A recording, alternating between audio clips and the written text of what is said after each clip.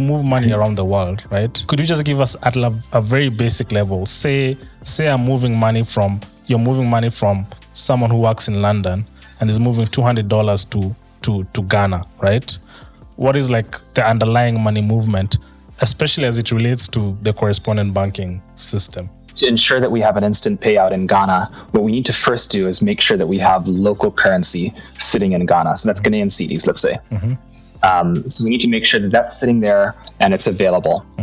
Now, what happens is when a user logs into our application and let's say they use their debit card to make a transaction, once we get the authorization request from the payment gateway that says, hey, there's enough sufficient balance within the customer's actual bank account, then what we will do is we'll trigger that payout immediately in Ghana.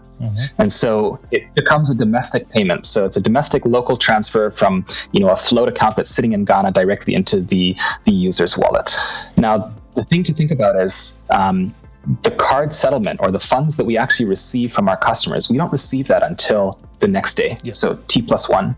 And that's the next business day. So if the transaction happens on Friday, now we're waiting until Monday for that payment to actually, hit our account. So what that requires is that we need to have sufficient float, our own working capital, to make sure that we make these payments instant.